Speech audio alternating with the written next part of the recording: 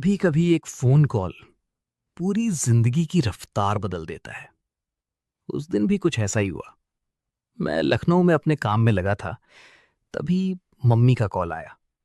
उन्होंने बस इतना कहा, बेटा गांव तुरंत आना पड़ेगा। और उसके बाद शुरू हुई मेरी लखनऊ से बिहार, छपरा तक की सबसे थकाने वाली लेकिन सबसे यादगार जर्नी। मैं आराम से अपना काम कर रहा था, तभी अचानक मम्मी का कॉल आया। मैंने कॉल उठाया। मम्मी थोड़ी परेशान लग रही थी। उन्होंने कहा, गांव में अर्जेंट काम है, जल्दी आना पड़ेगा।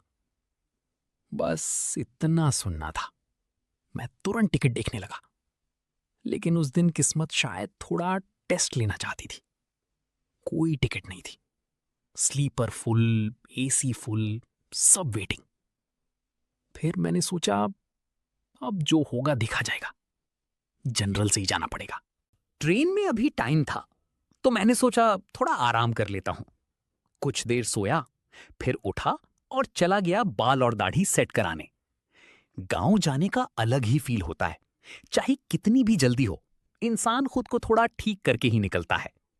हेयर कट करवाकर वापस आया, जल्दी जल्दी बैग तैयार किया और शाम होते ही निकल गया स्टेशन के लिए।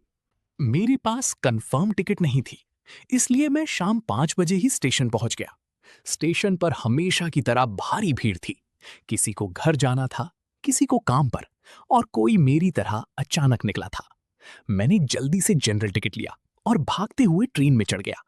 शुरुआत में भीड़ कम थी और किस्मत से मुझे एक खाली सीट भी मिल गई। उस समय ऐसा लगा जैसे आधी जंग जीत ली हो। मैं खिड़की के पास बैठा और ट्रेन धीरे धीरे लखनऊ से दूर जाने लगी। थोड़ी देर बाद अचानक याद आया, अरे खाने के लिए तो कुछ लिया ही नहीं।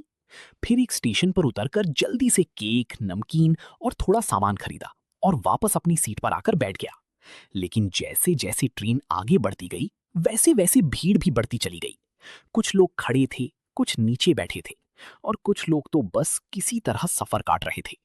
जनरल डिब्बा सिर्फ एक कोच नहीं होता, वो हजारों लोगों की मजबूरी की कहानी होता है। काफी लंबे सफर के बाद आखिरकार मैं अपने गांव पहुंच गया। जैसे ही स्टेशन से बाहर निकला, एक अलग ही सुकून महसूस हुआ। शाम होते ही मुझे वापस निकलना पड़ा। इस बार मेरी बहन भी साथ थी। हम दोनों वापस लखनऊ आने के लिए स्टेशन पहुंचे।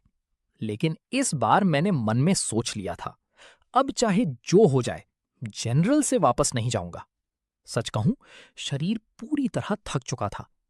फिर मैंने जनरल टिकट लिया, लेकिन जाकर एसी कोच में बैठ गया। थोड़ी देर बाद टिकट चेकर आया। उसने टिकट देखा और फिर मैंने फाइन भर दिया। उस समय मुझे सिर्फ एक चीज चाहिए थी, थोड़ा आराम। फाइन भरने के बाद मैं आराम से अपनी सीट पर बैठ गया और ट्रेन फिर रात के अंधेरे में दौड़ने लगी। सफर लंबा था, थकान भी बहुत थी, लेकिन दिल में एक सुकून था कि गांव देखकर वापस लौट रहा हूं। कुछ सफर सिर्फ जगह बदलने के लिए नहीं होते, कुछ सफर इंसान को अंदर से बदल देते हैं। इस जर्नी ने मुझे फिर याद दिलाया कि चाहे जिंदगी कहीं भी ले जाए, गांव हमेशा दिल के सबसे करीब रहता है।